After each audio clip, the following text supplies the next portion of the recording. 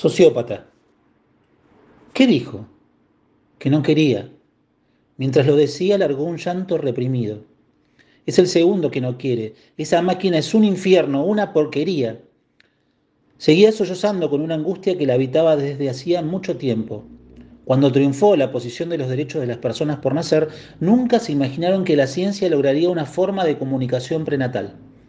Aproximadamente a los 3 meses podían tomar contacto con el aura, así lo llamaban, y explicarle su contexto de nacimiento, sus condiciones de vida, su futuro. No previeron, ni siquiera imaginaron lo que sucedería. Ninguna persona quiso nacer. En definitiva, al haber concedido iguales derechos a las personas por nacer, no podían obligarlos a aceptar una vida no elegida. No solo se encontraron con una situación inesperada, el panorama era aún más desolador. De continuarse con esas respuestas, la humanidad se encontraría en peligro. Por eso comenzaron a ofrecerles condiciones de vida inimaginables y entablaron negociaciones impensadas tiempo antes, como no tener nacionalidad, no ir a instituciones escolares o renunciar al grupo familiar cuando lo desearan. Grande fue la sorpresa cuando el primero aceptó, no solo por su aceptación, sino por las condiciones. Exigió ser el amo de los supervivientes. Se encontraron entonces con otra encrucijada inesperada. Se podía ser sociópata antes del nacimiento. Todo lo éticamente conocido hasta ese momento se desvaneció. Contrato preadolescente. Te despertás sudado. Hoy es el día. Mientras te vestís, pensás que, si bien es un mundo más justo, la presión de este momento es insoportable. Seguramente era más llevadero cuando todo era automático. Escuchás la voz de Paloma llamándote para desayunar, apurándote para que no se te haga tarde y puedas llegar a tiempo a la escuela. Su voz, medio nasal hace un tiempo, ha comenzado a molestarte, pero eso no es una buena razón para oponerte. Mañana es tu cumpleaños número 12 y has tardado mucho tiempo en decidirte. Podrías haberlo resuelto hace 4 años. La ley lo permite mientras se compruebe que sos maduro y entendés las consecuencias. Pero no, tu estilo es pensar siempre hasta el último segundo, explorar, hacer un listado de consecuencias positivas y negativas. Nunca te odias tanto como hoy. Son buena gente, se te cruza una y otra vez. Además, estás seguro de que son compatibles, te han cuidado correctamente, se han ocupado de todas tus necesidades. Nunca te faltó nada. Algo más te juega en contra. Recordás ese día como un puñal entrando en tu cuerpo muy lentamente. Fue el día en que Federico, 2 años menor que vos, se decidió. ¿Estás seguro?, le preguntaste. Y él, muy cursi, te contestó. Claro que sí, los amo y me aman. Qué pavada eso del amor. Nadie nunca supo explicarlo, aunque a veces sentís que morirías si dejaras de verlos. Y Emilio, tan correcto, tan simple, tan predecible. Aunque recordás una y otra vez el día que te enseñó a andar en bicicleta y corría al lado tuyo para que no te pasara nada. También recordás cuando cada noche les contaba una historia improvisada en la que Fede y vos eran los protagonistas. Tu mejor amigo te pregunta qué vas a hacer. Mirás al cielo, suspirás y les decís que vas a consultar con tu abogado por última vez. Te recuerda que te quedan pocas horas. Ya lo sé, boludo, le contestás. Te vienen a la memoria las charlas explicativas en la escuela, de uno y otro bando contando sus experiencias, los que se decidieron y los que no. A su vez, dentro de los que se decidieron, los que se opusieron o los que no fueron aceptados. De tu curso solamente quedan 2 indecisos. Tu abogado te ve entrar a la oficina como todas las semanas. Te pregunta qué duda tenés ahora. Ninguna, le contestás. Observás el cansancio del funcionario público. Atinás a decirle que tenés miedo, que preferirías no tener que tomar la decisión, que maldecís a este presente, que eras más fácil para los preadolescentes de hace 50 años. Entonces, rememorás el antiguo sistema y te estremeces. Es inconcebible pensar un mundo en donde los nacidos no tengan opción de opinar sobre su vida, sobre la familia que quieren e incluso si no quieren estar en una. Cuando descubrieron que todos los males se originaban en el seno mismo de los grupos familiares, en los traumas originados de esa supuesta intimidad familiar, los estados decidieron intervenir, las legislaciones cambiaron y ningún adulto pudo apropiarse de los nacidos. ¿Qué vas a hacer, Lautaro?, te pregunta el abogado que el Estado proporciona a cada nacido. Se conocen prácticamente de toda tu corta vida. Él y la psicóloga estatal te han acompañado en este proceso. Te han explicado todas las consecuencias, te han contenido en tus miedos. Ya sabes que si los aceptas, la decisión es irrevocable. A partir de que ambas partes se aceptan, firman el contrato y la vida les cambia para siempre. Tenés una ventaja. Ellos ya te aceptaron. Recordás el caso de tu mejor amigo, que no fue aceptado por sus gestantes. Cuando la vida intelectual se le volvió una carga y su rendimiento no fue el esperado, sin más, lo rechazaron. Parece duro, pero hace más de 50 años es probable que lo hubieran maltratado o humillado a límites inimaginables. Para tu mejor amigo fue un alivio. Ahora eligió una familia en la que las expectativas profesionales son bajas. Ahí se siente bien. Elegís caminar. Quizás sea la última vez que te dirigís hacia ese domicilio. Mientras ralentizás el paso, a propósito, haces un repaso de tu vida y ahí está ella, Paloma, tu gestante, siempre tan atenta, pero a veces obsesiva, perfeccionista, todo tiene que estar en su lugar. Eso te molesta mucho. Y Emilio, tan simple, tan poco ambicioso, eso también te perturba. Finalmente, Federico, tan distintos, él tan decidido, se jacta de ello, qué insufrible.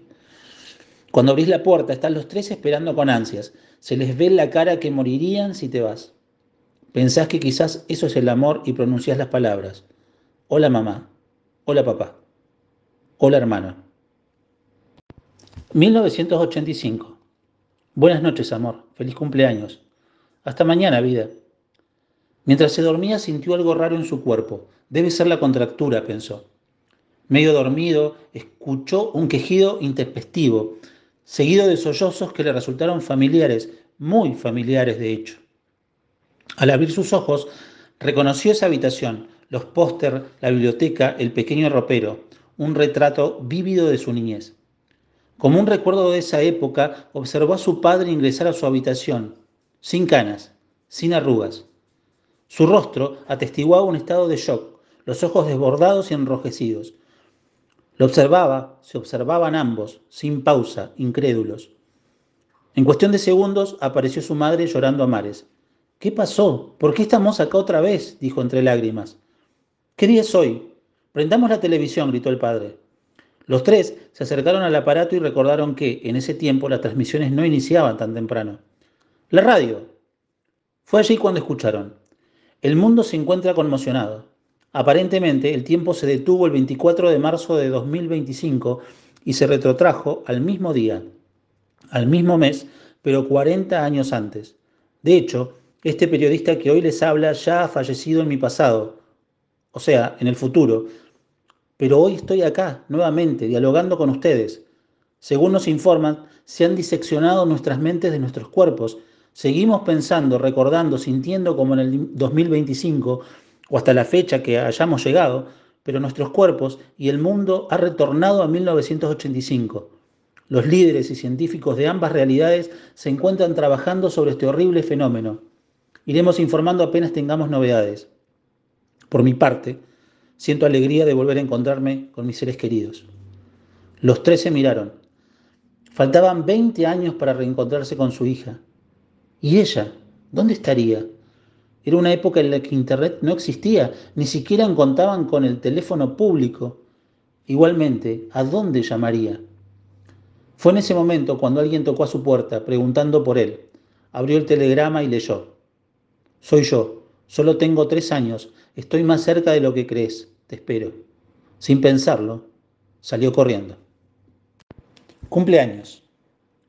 Al abrir los ojos, recordé que debía ir al supermercado. Era mi cumpleaños.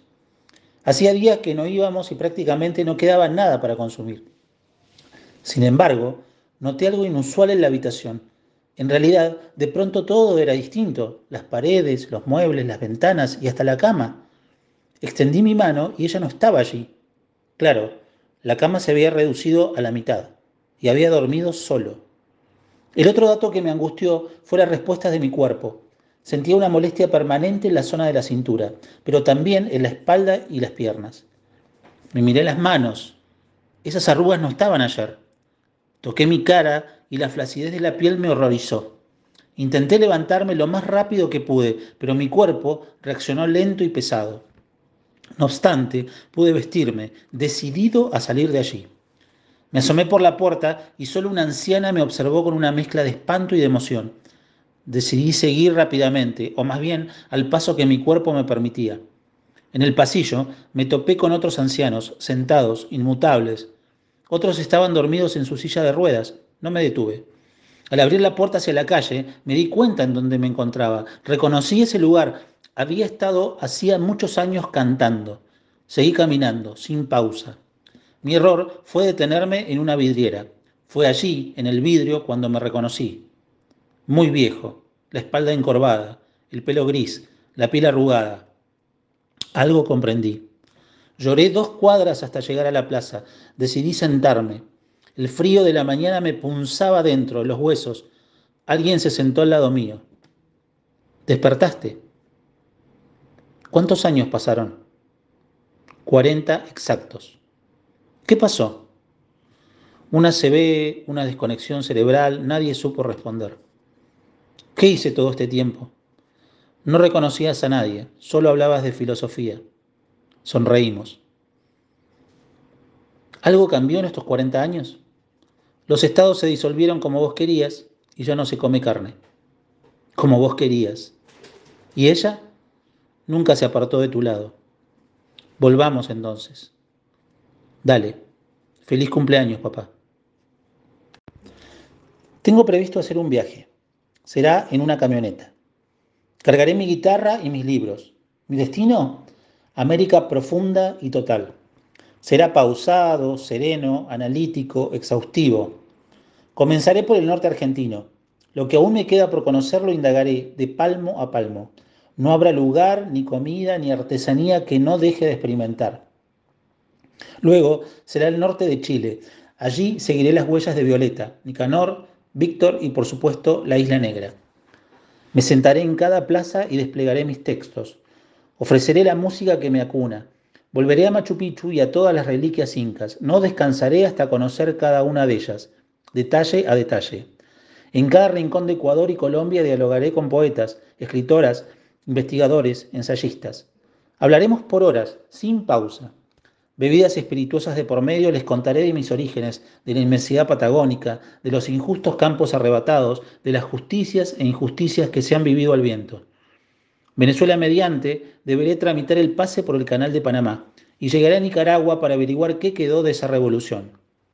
Luego seguirán las ruinas mayas, los tacos al pastor, el tequila, Frida y Zapata. Allí practicaré un relegado parapente. Solo si me animo, y aunque no me caen del todo bien, seguiré mi peripecia por Estados Unidos, hasta llegar al lugar más recóndito de Canadá. Transmitiré por todas las redes sociales, tendré seguidores, me preguntarán, me harán recomendaciones, tendré guías que me mostrarán rincones inéditos. Muchos de ellos me recibirán en sus casas. Hablaremos sin especulaciones. Todo quedará registrado en videos y fotografías que enviaré a mis seres queridos. Luego retornaré hacia el sur y será Brasil quien me reciba. Mojaré mis pies en todas las playas, bucearé, tomaré agua de coco y caipiriña. Me adentraré al río Amazonas. Será una aventura húmeda y calurosa. Finalmente, esperaré el año nuevo vestido de blanco en Copacabana para emprender mi regreso por Uruguay. Estaré en los escenarios murguistas, seguiré las pistas de Benedetti y de Galeano y para despedirme volveré al atardecer inigualable de Colonia. Cuando retorne a Argentina, me quedaré varios días descansando en La Plata. En Plaza Moreno me sentaré, cerraré los ojos, reviviendo lentamente los momentos habidos, las palabras ofrecidas, los momentos compartidos, los nuevos sabores experimentados. Abro los ojos y pienso en todo ello mientras mis párpados se van cerrando. Siento un imposible dolor en el pecho y mi brazo izquierdo comienza a dormirse progresivamente.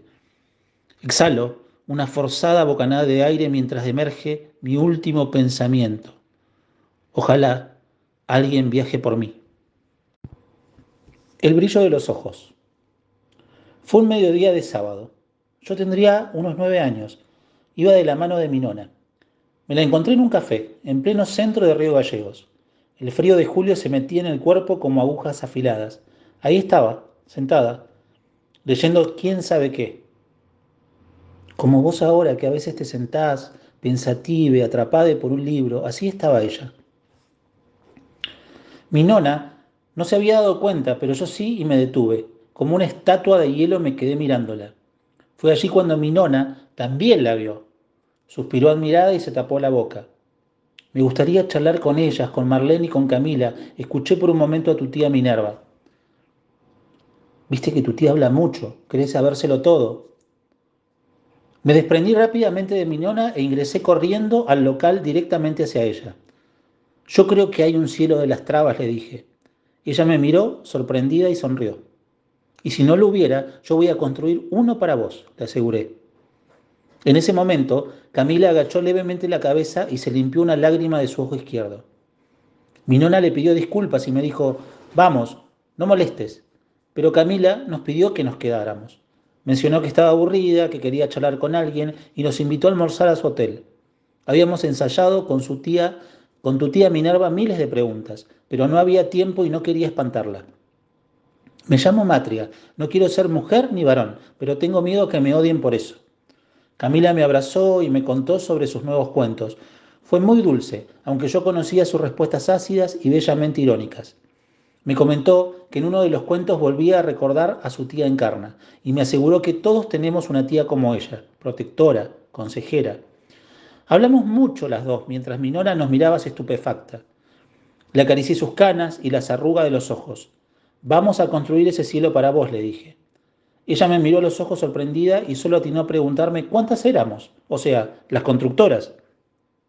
Minerva, Tere y yo. Somos como las Mirabal. Camila quiso caminar con nosotros peso al frío, pero solo fuimos a la Plaza San Martín, charlando, sonriendo. Cuando las piernas comenzaron a anestesiarse, nos invitó a la presentación de su nuevo libro, que comenzaría en unas horas. Luego de otro café con leche, allí estuvimos en primera fila. Cuando el de la locución gritó que aplaudiéramos fuerte a Camila Sosa Villada, eso hice y me dolieron las manos. ¿Me estás escuchando? Yo sé que te conté la historia varias veces, pero hoy es un día especial, ponele onda. Su presentación fue maravillosa, yo ya creía estar en el cielo de las trabas. Le pedimos permiso a la nona, cenamos y me quedé a dormir con ella. Y le conté de vos, porque aunque mis genitales no me lo permitieran, quería que algún día llegaras, pero antes debía construir un camino con paciencia, pero sin pausa. Esa noche me dormí escuchando su voz. Me narró uno de sus últimos cuentos, uno tierno, en el que tres novias se casaban, una de ellas trabas y otra embarazada. Y la historia terminaba bien, casadas las tres. Yo, mientras pensaba y anhelaba que quizás no me odiaran, que no me hicieran sufrir, pero que si se atrevían, la furia sería implacable. Dale, préstame atención, un ratito nomás, ya estoy terminando. Y despertamos temprano, porque su vuelo salía a las 10 de la mañana. En tan pocas horas nos hicimos amigues para siempre. Muchas veces nos vimos después. ¿Cómo va la construcción de mi cielo?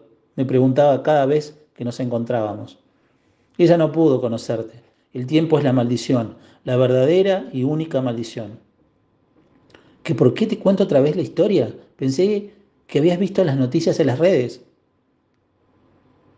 Cuando ya fuimos adultos, las Mirabalas y nos decían, y otras tantas agrupaciones, comenzamos el largo periplo.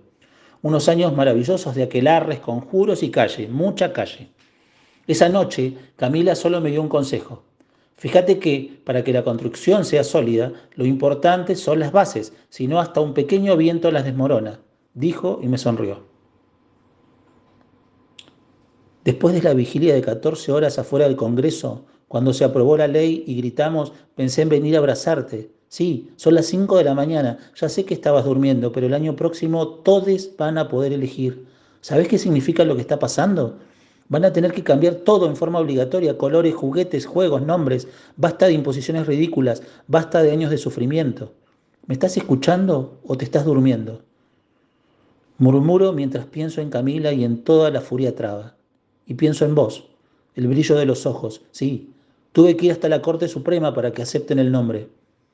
Pienso que algún día, quizás, se encuentren con Camila en ese cielo que construimos juntos. Grupo de WhatsApp. Cuando decidí mudarme a La Plata, no pensé que llegaría a los 81 años, pero acá estamos, un diciembre, apabullados por esas lenguas de fuego. Antes de ver sus charlas, voy a prepararme un mate. Leer y escribir debajo del aire acondicionado es una constante. Ya me va quedando poco, quizá solo unos días. Si hubiera fumado un poco menos, si hubiera cuidado mi cuerpo, si hubiera comido sano, si les hubiera puesto límites a esas noches de alcohol sin control. En fin, mi destino está sellado. La metástasis es suficiente para asegurar mi despedida en breve. El día que me enteré, decidí salir del grupo. ¿Qué les diría? ¿Que se cuiden para vivir unos años más? Dentro de todo, no fue una mala vida. Igualmente, cuando habilitaron esta aplicación ya se habían dado cuenta de que el tiempo se autocorrige, como esa vez que le advertí al de 40 que cambiara las cubiertas para que no le explotaran en plena ruta. Las cambió, pero sucedió igual, con otros detalles, pero sucedió, o sea, le explotaron porque estaban mal colocadas. O cuando el de 20 le dije que no se metiera con esa chica, que le rompería el corazón, nada más y nada menos que con su mejor amigo. Se topó con otra que le hizo lo mismo. Aún así, estaban todo el tiempo preguntando y preguntando, insistiendo, queriendo saber, queriendo prevenir. Parecían adictos. El de 60 solamente me tenía a mí, pero el de 40 y el de 20 eran insoportables. Ya no tomaban ninguna decisión importante sin consultarnos. Lo gracioso es que muchas veces hasta teníamos diferente interpretación sobre lo que había ocurrido. Claro, es natural. Muchas de las situaciones yo ya me las había olvidado. En fin, me da un poco de vergüenza haber hackeado la plataforma, pero es muy gracioso seguir las conversaciones. Antonio de 20. Buenas, ¿cómo les va? Tengo algo urgente que decirles. Antonio de 60. Che, es temprano, ya estás con preguntas. Esta es una mala idea. El de 80 ya se fue hace unos meses y no sabemos por qué. Capaz que ya estiró la pata. Antonio 20. No, por favor, los necesito. ¿Me ayudan? Aunque no quieran darme muchos datos, todo me sirve. Antonio 40. ¿Qué tal? A mí también, es importante este contacto. Sé que es medio complicado, pero es un descubrimiento. Antonio 60. Miren, sé que quieren saber cosas, no equivocarse, pero no les puedo dar información todo el tiempo. Ambos van a tener momentos de felicidad y de tristeza. Así es la vida, pero no me pregunten más. Hace unos meses que soy el mayor en este grupo y sinceramente son insufribles. Antonio 40.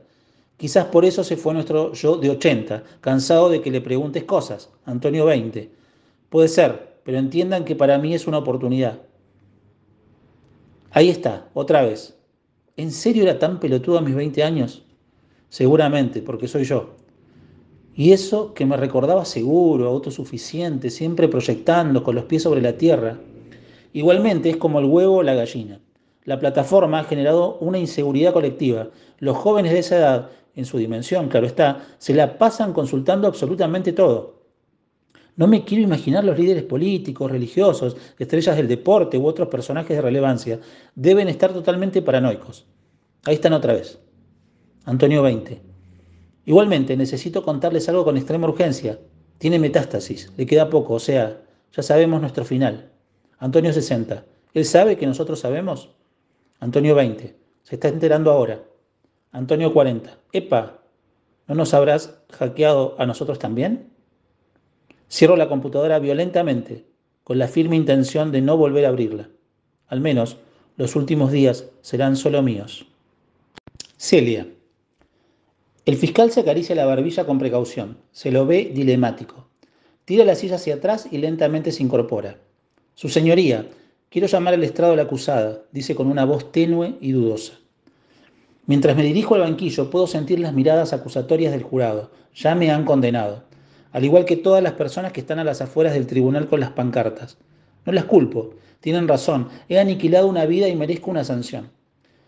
Mientras avanzo, miro hacia atrás, a mi madre, observo sus ojos enrojecidos de dolor, de angustia, quizás de decepción.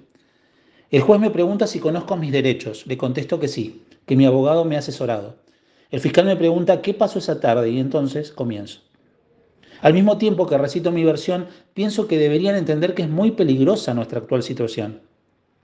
Desde que el mundo animal adquirió derechos a la par de los humanos, desde que se instalaron los microchips para identificar a cada insecto, a los peces, mamíferos, aves y todo tipo de especímenes, estamos en riesgo permanente o en peligro de hacerles algún mal involuntariamente. Recuerdo que todo se intensificó después de ese día, en el que protestamos como tantas veces contra la megaminería y el calentamiento global. La imagen de la detención de Greta acrecentó las protestas a nivel global y después de muchos años logramos el reconocimiento de cada ser vivo en equiparación de derechos con los humanos. Esto generó demandas multimillonarias a las empresas y países por el animalicidio de cada ser, por las deforestaciones utilización de agrotóxicos, caza furtiva, la depredación de los mares y ríos. Obviamente, dejaron esas prácticas, al igual que el consumo de la carne y los derivados que quedaron prohibidos, sancionados penalmente, aunque no preveíamos otras consecuencias. Y eso fue lo que pasó. Solo caminaba por las orillas del río, intentando llegar al agua para refrescarme de los 40 grados de temperatura. El calor me había sofocado. Tendría que haber llevado mi celular para ir rastreando algún tipo de vida. La aplicación lo permite. Aún así, fui cautelosa. Lo hice muy lentamente, caminando sobre las piedras. Me distraje, eso pasó. Miré un instante hacia arriba, a las nubes creo, y entonces sucedió. Fue espantoso. Aún recuerdo el momento previo. Elevé mi pierna derecha en cámara lenta y la apoyé sobre lo que yo creí que era una pequeña piedra. El peso de mi cuerpo aplastó al cascarudo. Escuché el ruido crujiente de su cascarón. Rápidamente levé mi pie y vi sus órganos desprendiéndose a sus costados, todo su ser hecho trizas. Las personas que allí estaban llamaron en forma inmediata a la policía. Pero no lo hice con intención, fue una imprudencia. Me pongo a disposición de la justicia para recibir la pena que corresponda. Le digo al jurado mientras sollozo y me tapo la cara con vergüenza. Se oye un grito desgarrador en el público presente. Es mi madre, sin dudas. Al día siguiente del desgraciado hecho me enteré que era una hembra. Su nombre era Celia, así estaba identificada. También me enteré que era inofensiva, hasta podríamos haber sido amigas. ¡Cuánto dolor! Lo único que tengo para decir en mi defensa es que el sistema es muy reciente. Desde que los animales han adquirido el estatus de persona, se los ha identificado a cada uno y se los ha nombrado en su singularidad. La convivencia se hace a veces insostenible. Por otro lado, las autoridades no nos han dado tiempo para aprender. No han proporcionado instrucciones o protocolos para prevenir este tipo de eventos. Convengamos que no es lo mismo una vaca que una araña, un cordero que una rata o un mosquito. Necesitábamos más tiempo. Mientras hablo, me pongo de pie, agito las manos y el público se enciende. Acepto la condena, reconozco que no fui precavida, pero también es responsabilidad del Estado no haber tomado las medidas preventivas para que Celia continúe con vida. Exclamo mirando rudamente al jurado. Insisto, acepto la condena, pero si así ha de ser, les prometo que iniciaré las acciones que sean necesarias contra el Estado como corresponsable de esta injusta muerte.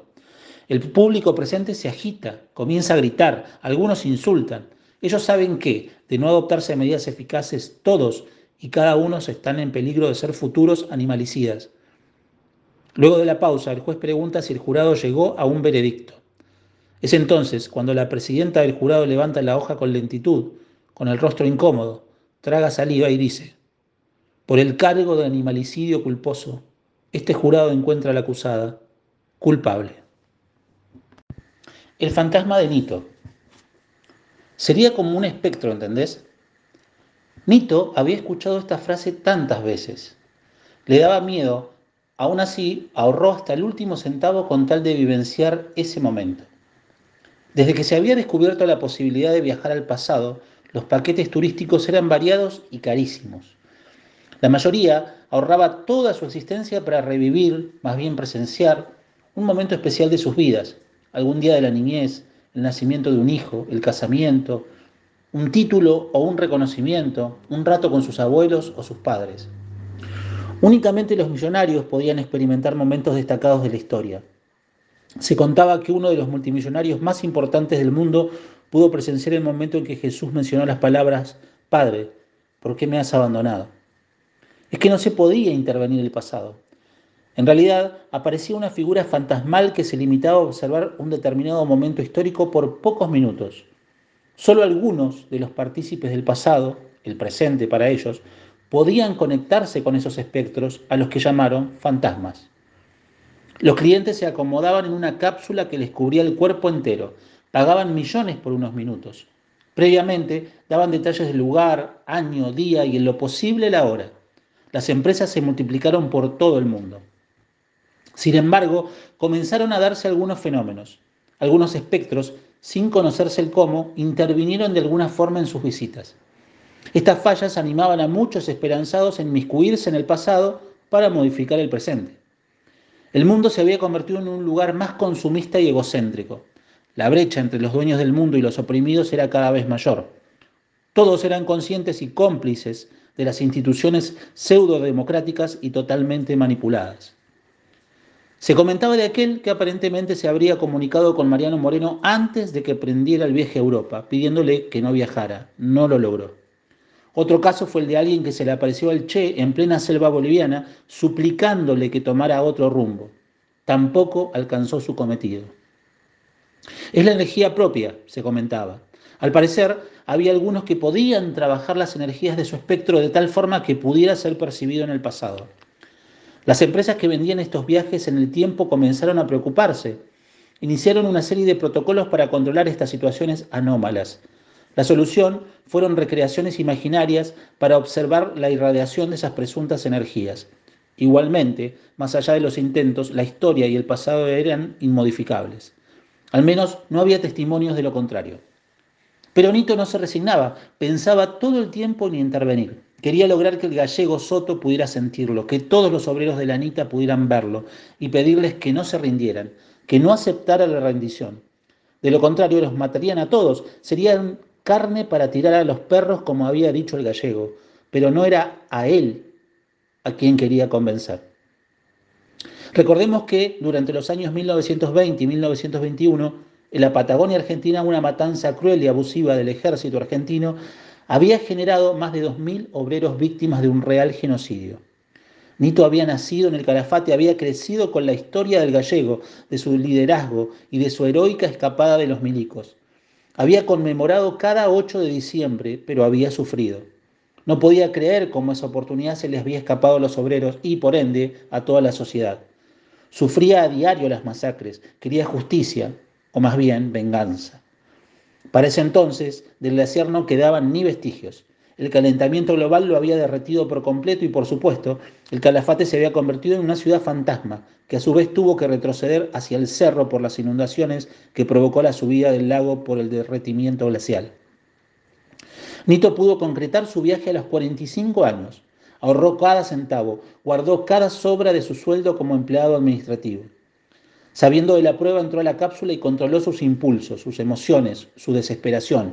Pasó la prueba. Su llegada al pasado sucedió justo en el momento en que el gallego estaba por iniciar su famoso discurso que tantas veces Nito había recitado.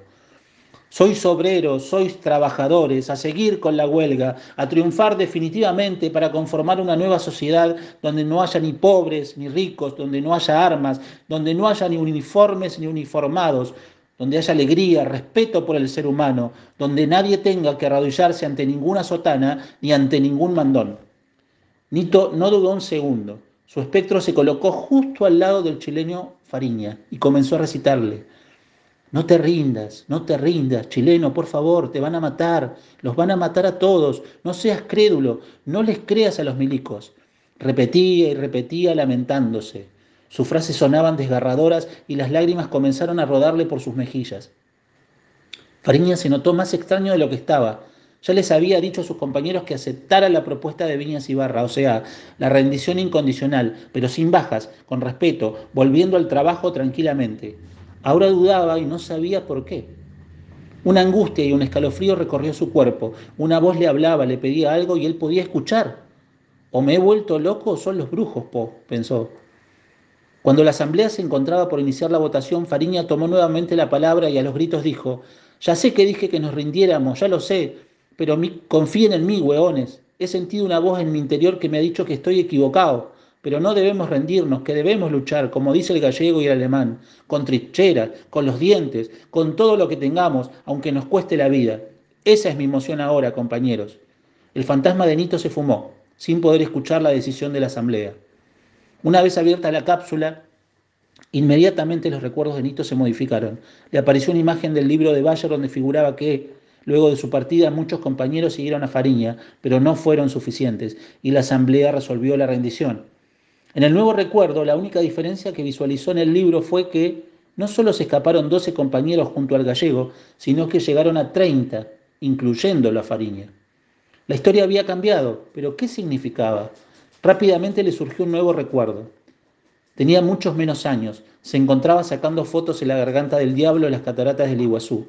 Sintió el empujón, miró hacia atrás y solo atinó a ver una persona que hablaba sola, llena de contradicciones en su rostro, pero convencido de que hacía lo correcto. Entendió todo, mientras en el recuerdo caía hacia una muerte segura. El presente había cambiado. De a poco fue desapareciendo. Lilith. Ya no quedó tiempo. Las aguas se salinizaron. El desmonte provocó inundaciones que hicieron desaparecer ciudades enteras. El calentamiento global llegó a límites inimaginables. La superpoblación y el colapso fueron paulatinamente consumiendo todo rastro de vida vegetal, animal y humana. En algún lugar recóndito quedaron las dos últimas vidas, un hombre y una mujer, desnudos. Ambos, en su supervivencia, se transformaron en una sola carne. Cuando los recursos ya no alcanzaron para alimentar a ambos, él le dijo: deberías dejar de ser huesos de mis huesos y carne de mi carne. Esa noche, en el sueño profundo, se abrió la carne a su costado y la mujer ingresó a su cuerpo, transformándose nuevamente en su costilla. Se extinguieron de a poco toda bestia de los campos y toda ave de los cielos. No quedó huerto para labrar ni para guardar. Cada uno de los ríos se fueron secando, al igual que los árboles y las plantas. Ese último día, él expiró su hálito final y su cuerpo lentamente se fue transformando en polvo. Un vapor comenzó a regar la faz de la tierra. Lilith pensó en otro origen. El ciclo comenzó con una lluvia. ¿Querés salir a jugar? Cuando pienso en la calle como contexto, siento mi infancia. La calle está en los recuerdos prioritarios, desplazando a la escuela, a la música, a las crisis económicas, a los actos políticos, a la televisión. ¿Querés salir a jugar? Me decían, les decía, nos decíamos. En la calle sucedieron hitos, momentos fundacionales, hechos detenidos para toda la eternidad. Como aquella vez que Alberto me lanzó una piedra de tamaño mediano a menos de 2 metros de distancia, la cual se estrelló milagrosamente a pocos centímetros de mi ojo izquierdo. O la tarde-noche en que reaccioné de la misma manera, pero la víctima fue Cacho, que sintió el impacto un poco más arriba de la frente. O la vez que, intentando responder a los desafíos de preadolescentes ya machirulos, en aquella obra intenté bracear desde una cabreada a la otra y no pude. El resultado fue una caída de más de 2 metros, fractura de muñeca izquierda, 45 días de yeso, mucha lectura y aprendizaje de ajedrez. Cada obra en construcción era un parque de Disney, cada rincón un lugar para descubrir y definitivamente ocupar. Los dueños de la chacra que un día se dieron cuenta de que, con Alberto, robábamos a diario grosellas y frambuesas, práctica que solo declinamos cuando los Dobermans casi nos ganan la carrera hasta el cerco que nos salvó. Recuerdo a Lorenzo, que entre los 5 y los 10 años se la pasó llorando a gritos por un pelotazo en la cara, por las piernas rasmilladas o por un choque fuerte en un partido de fútbol. Ojo, lloraba hasta la puerta de su casa, se limpiaba y seguía en la batalla, porque, de lo contrario, su madre lo capturaría sin más trámite.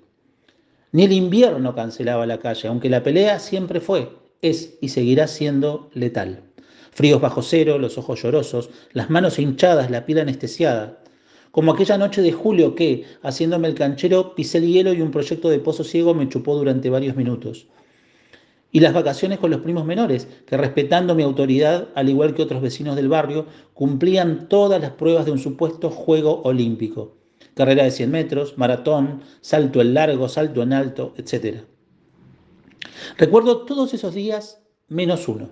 El día fatal, hormonal, irremediable, absoluto. Se borró de mi memoria el día en que ya no fue necesario salir a la calle, en que el juego no fue imprescindible, en que el encuentro entre niños se transformó en intervenciones ya adolescentes. Y, como dice Sacheri, si el tiempo cometió la estupidez de seguir transcurriendo y optó por acumular sucesivos presentes vulgares encima de esos presentes perfectos, no me queda más que hacer esfuerzos para reconciliarme con ese niño, para llamarlo con canciones, con lecturas, escribiendo, imaginándome, llamarlo y preguntarle: ¿querés salir a jugar? Me aburro. Siempre fui inquieto. Entiéndase bien, no deportivamente inquieto, sino intelectualmente inquieto.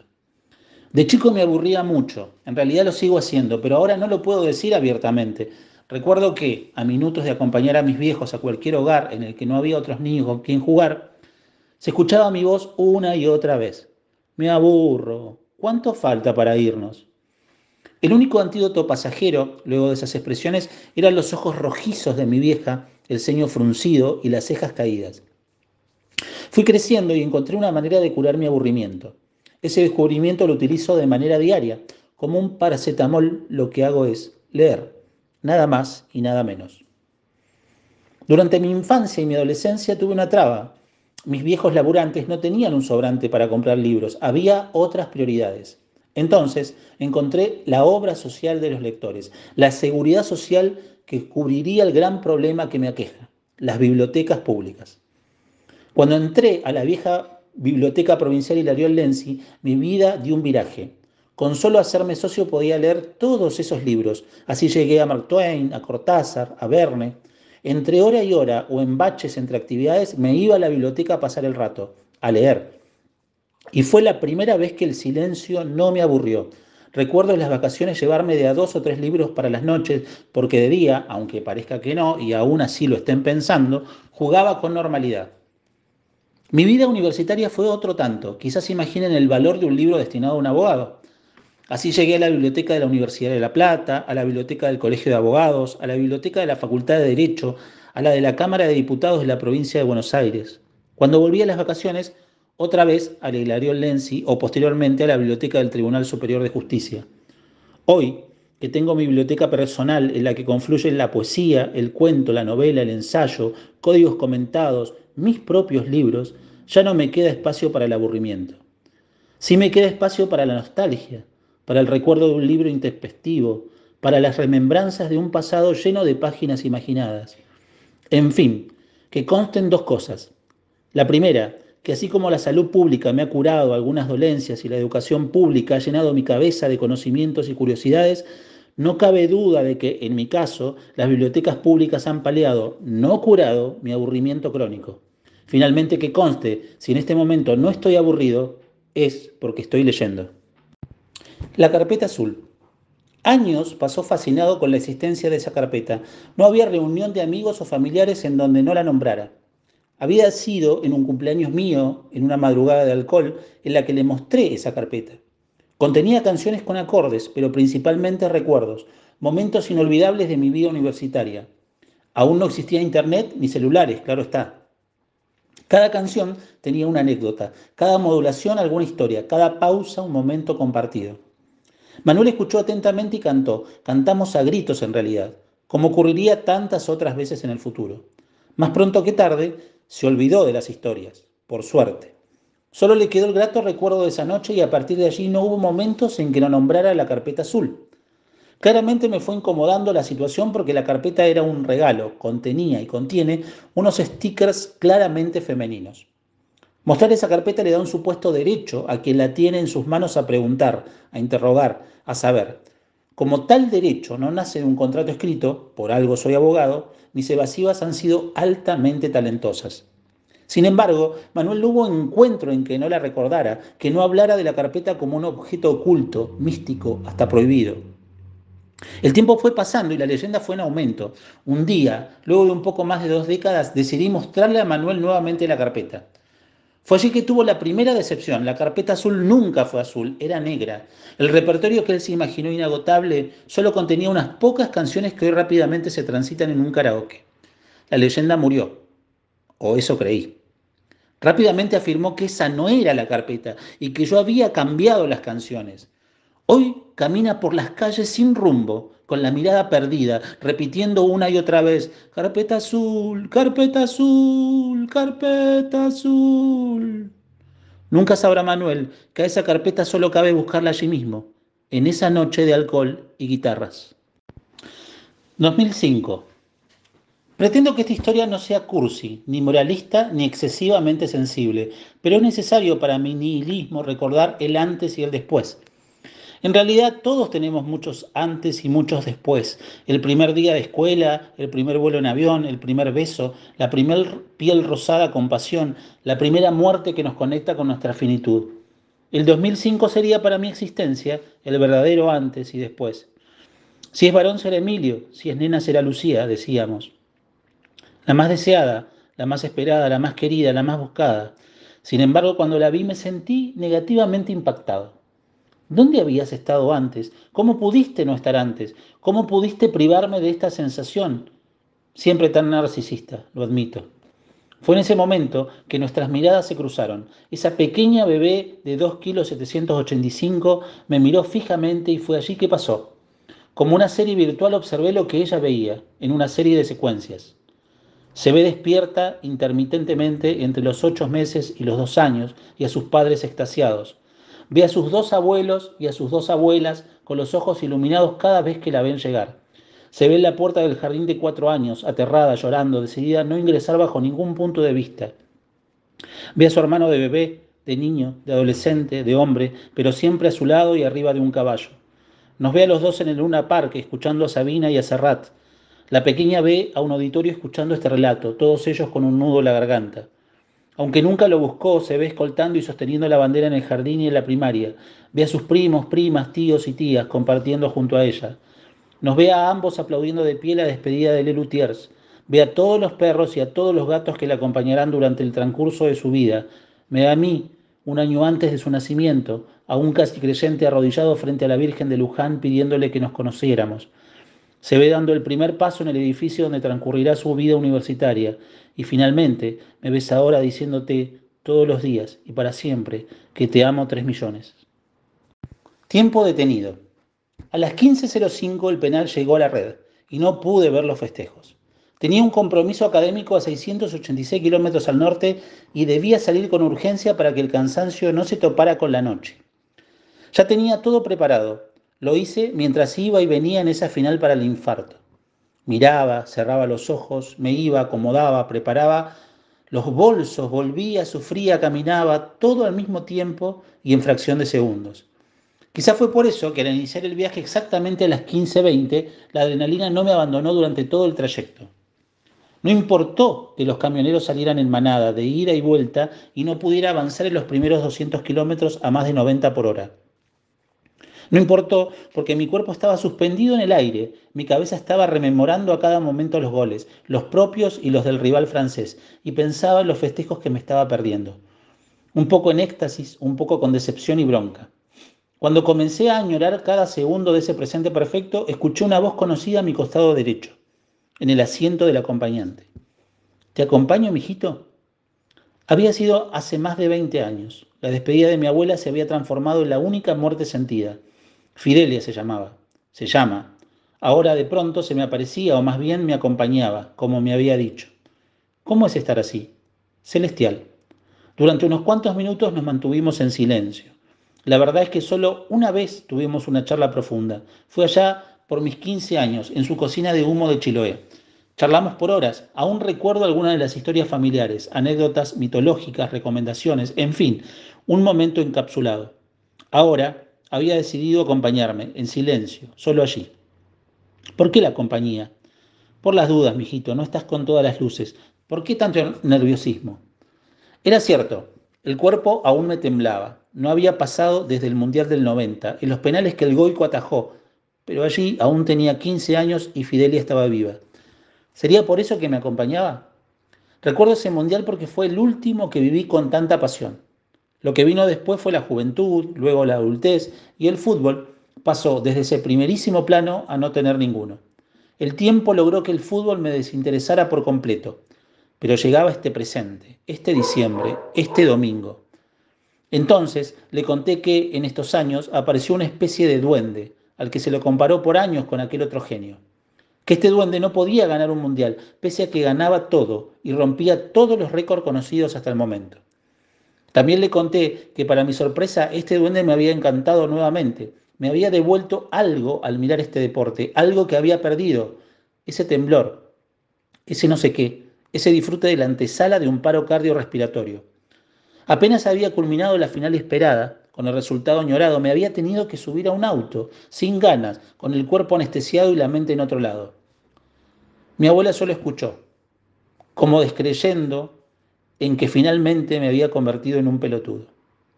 ¿Cómo andan mis hijas? Allí sí comenzó la charla en serio. Le comenté los entramados familiares de los últimos 20 años, los buenos y los no tanto. Fue un diálogo de ida y vuelta, entusiasta, con detalles profundos. En el transcurrir, el cielo patagónico, inmenso como nunca, los guanacos cada tanto cruzándose en la ruta y como por arte de magia, los camiones desaparecieron. 500 kilómetros en soledad.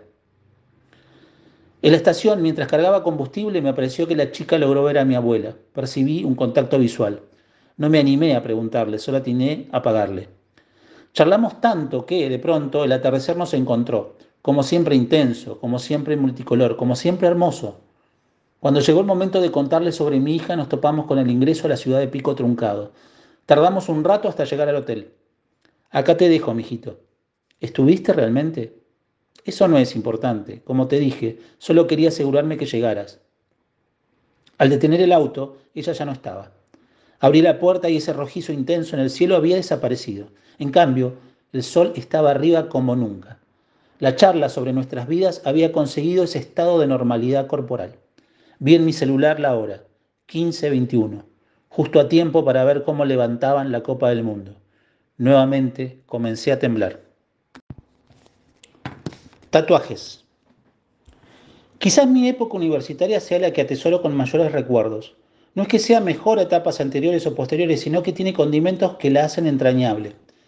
El conocimiento profundo, docentes invaluables, el empuje juvenil, La Plata como ciudad universitaria en sí misma, Charlie y Soda en Plaza Moreno, Las Peñas y tantos momentos. En lo que a mí respecta, quiero remarcar una experiencia sin igual. Mi primera incursión en la vida política organizativa, la que no necesariamente debe darse en una agrupación partidaria. Fue la simple casualidad que me llevó a ver un cartel que invitaba a una reunión de estudiantes santacruceños. Hasta ese momento, dicha posibilidad me resonaba como un deseo y no como una necesidad.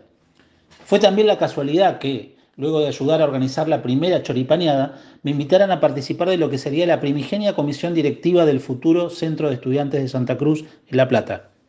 Aunque no lo supiera antes, de allí en más fue todo lo esperado.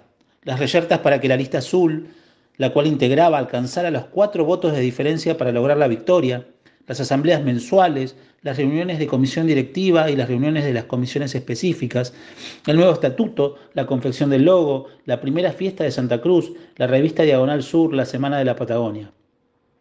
Párrafo aparte, fue la bandera que desplegamos y con la que nos plantamos como santacruceños. Por aquel entonces, una decisión nacional que finalmente no prosperó tenía la intención de renunciar a kilómetros de soberanía en la zona denominada de los hielos continentales. Esa posición nos llevó a juntar firmas en radios abiertas, confeccionar y repartir volantes, instalar el problema en La Plata a través de muestras fotográficas, charlas, marchas y un encuentro enfrente del mismísimo glaciar Perito Moreno. En fin, no supe hasta muchos años después cuánto aprendí organizativamente, a escuchar, a defender posiciones, a la empatía antes las necesidades de otros, al esfuerzo compartido, al trabajo en equipo.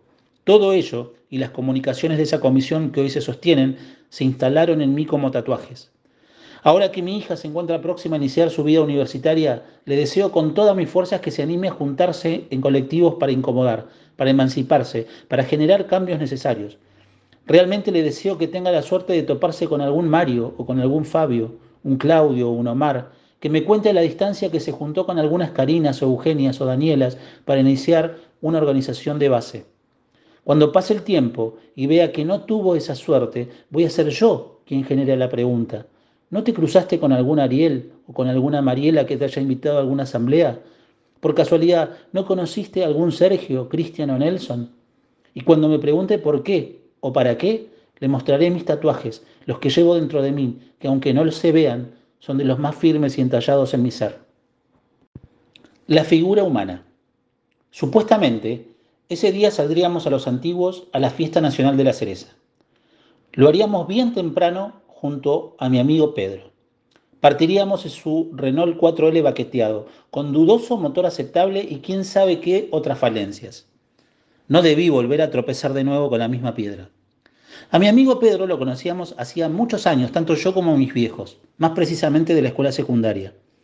Ya me decía que la travesía sería riesgosa, como aquel viaje a Calafate en el que al retornar de pronto gritó: «No tengo frenos, me quedé sin frenos». Esto previamente incursionar sin consultar por el camino de tierra hacia Río Bote. El destino, o quién sabe quién, quiso que una lluvia inesperada empantanara a ese otro Renault 4L claramente baqueteado. Recuerdo que el Chulo y yo tuvimos que empujar y ante la aceleración y salida triunfante de Pedro, que estaba dentro del auto, nos embarramos y empapamos de pies a cabeza. Las aventuras de ese viaje continuaron con un conductor desaforado que se ofreció a conducir el auto sin frenos hasta la próxima estación, La Esperanza. Con mi partida en solitario a buscar ayuda a Río Gallegos y con la espera a que esa ayuda trajera sano y salvos a mis amigos. Insisto, no debí volver a tropezar con la misma piedra. O como aquella otra vez que al volver de Punta Loyola, a unos 40 kilómetros de Río Gallegos, me confesó que no tenía luces. Claro, el pequeño problema era que volveríamos de noche, lo cual hicimos con la asistencia de las luces de Javier Frisón, que nos venía siguiendo desde atrás. Pese a todo, yo solito me ofrecía a acompañarlo a la vuelta. Dicen que para eso están los amigos. En fin, esa mañana me desperté a las 8 y entre las risas de mis viejos, el muy cara de piedra Laja apareció lo más sonriente a las 6 de la tarde. No solo apareció muy risueño, sino además sin ningún tipo de remordimiento y con la intención firme de salir a esa hora hasta los Antiguos. Un viaje que desde Río Gallegos duraría unas 12 horas sin pausas. Mate mediante, decidimos partir. Total, éramos tan jóvenes. Por otro lado, el dinero nos alcanzaba para 2 o 3 comidas, cerveza y quizás unas cerezas. Entre mates, preparación y nafta, abandonamos la ciudad alrededor de las 8 de la noche. Si bien era verano, al pasar por San Julián ya nos había alcanzado la noche.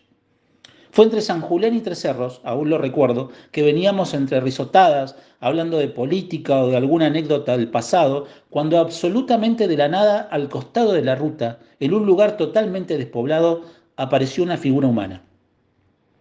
En el segundo que las luces se proyectaron sobre ella, atiné a ver un hombre al parecer de edad avanzada. Creo recordar que tenía un bolso o una bolsa. Nuestro impacto fue instantáneo. No atinamos a decir palabra por unos segundos. No volteamos a ver si era real, ni estacionar y preguntarle si necesitaba transporte. Seguimos en silencio. Volvimos a las conversaciones una vez que se nos fue el miedo de haber visto algo que no queríamos poner en palabras. Nunca lo sabremos, solo quedó la anécdota. De haber sido más valientes, hubiera bastado frenar, bajar y enfrentar la situación. Aún lo recuerdo cada vez que transito ese sector de la Ruta 3, como también recuerdo que llegamos a Los Antiguos, hicimos carne asada al lado del lago Buenos Aires. Decidimos no pagar hotel y aprovechar el dinero en bebidas espirituosas, dormir un poco y volver al otro día a la noche. Ah, creo que también probamos algunas cerezas. Del festival ni nos enteramos. Luego de esa anécdota, volvimos a viajar juntos un par de veces más, pero con automóviles bastante más seguros y con algo de plata en el bolsillo. En definitiva, al igual que la anécdota de la figura humana al costado de la ruta, los autos baqueteados de Pedro, sus cotidianas impuntualidades, la gallina que fuera su mascota y tantas otras historias que no merecen importunar a los lectores interlocutores, todas ellas han sido y serán la cúspide de momentos compartidos. Ello, bebidas espirituosas mediante y alguna que otra cereza. Lo que nunca le confesé a Pedro fue que, al volver la vista esa noche para ver a la figura humana, pude reconocer esa mirada. Aun cuando sus canas y arrugas desvirtuaban ese rostro, pude reconocer a mi amigo del secundario. El profesor Willy. Luis Landricina, en uno de sus famosos cuentos, fue quien mejor retrató la fórmula del sobrenombre. Asegura que para poner un apodo tenés que tener sentido del humor, poder de observación y poder de síntesis. El famoso comediante pone de ejemplo a aquel que le decían hijo único, porque cuando le intentaban cobrar decía no tengo hermano, o pan fresco, porque cuando intentan cobrarle la deuda, la pareja dice recién salió. Mi viejo es de oficio constructor, ha realizado a lo largo de su vida todo tipo de tareas afines. Y sabido es que en ese ambiente las cargadas y los apodos son una constante.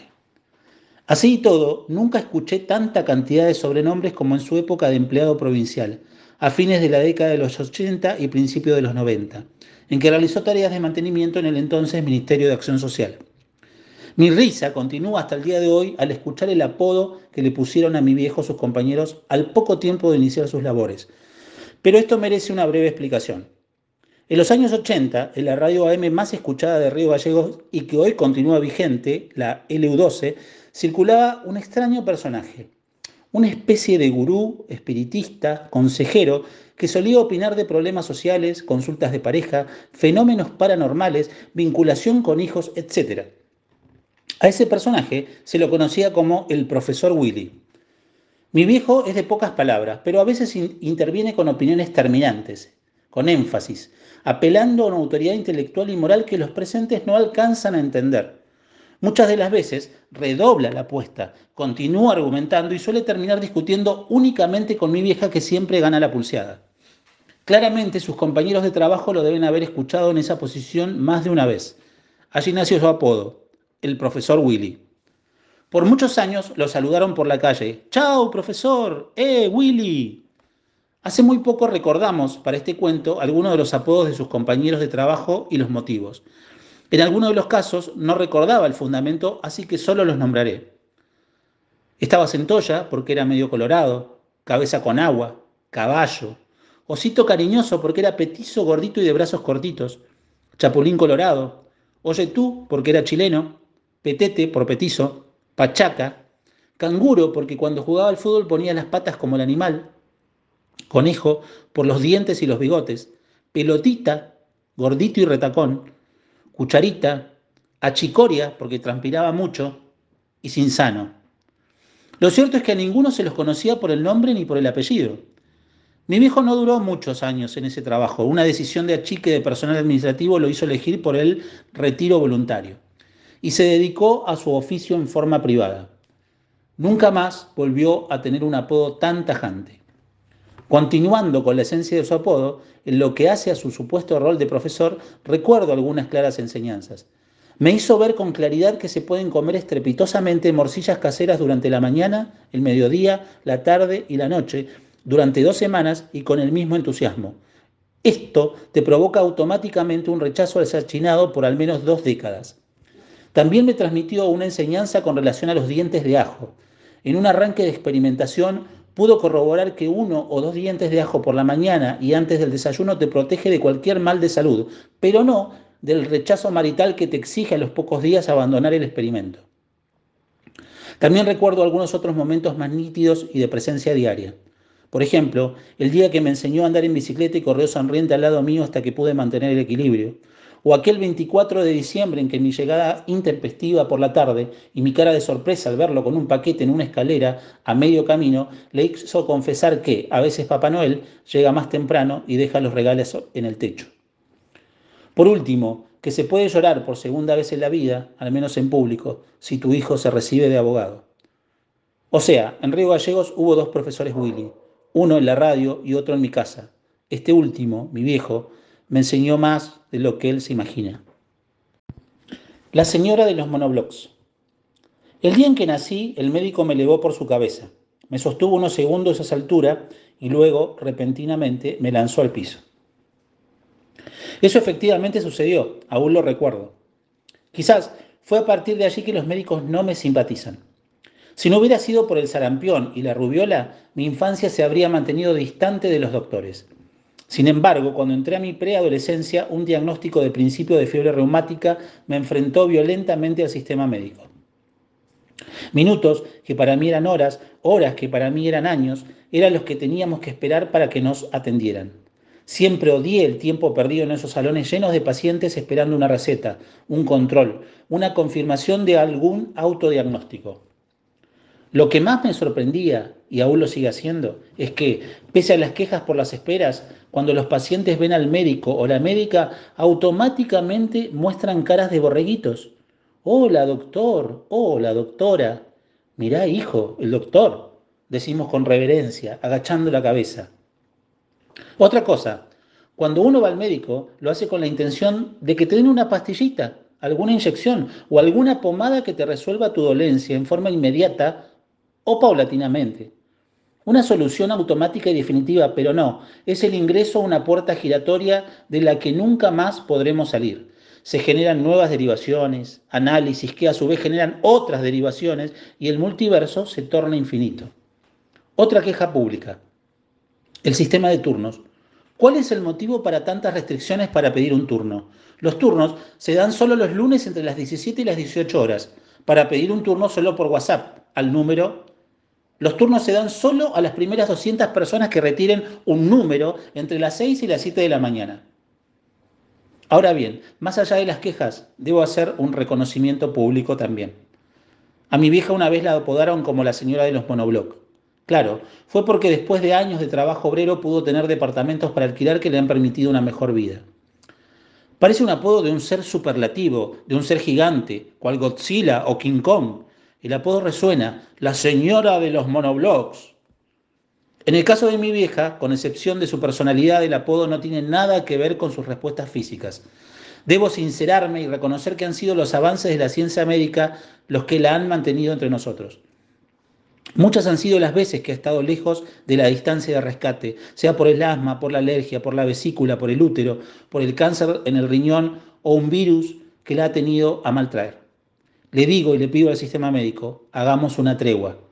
De mi parte, les agradezco la contención a la señora de los monoblocks, por lo que me comprometo a no criticarlos en público de acá en más, pero ustedes no vuelvan a hacerme esperar más de lo razonable e intenten curarme lo más rápidamente posible. ¿Es un trato? Muy bien. Estrechemos nuestras manos y sellemos el pacto. ¿Cómo? ¿Si tengo obra social? ¿Tengo que pagar la consulta? ¿Tengo que pedir un nuevo turno para seguir dialogando sobre los términos del pacto? ¿Por mis ojos enrojecidos tengo que aplicarme estas gotas cada 8 horas? ¿Por el temblor de mis manos este calmante cada 12? ¿Una derivación a psiquiatría por mis reacciones? Deja. Te voy a acusar con la señora de los monoblocks.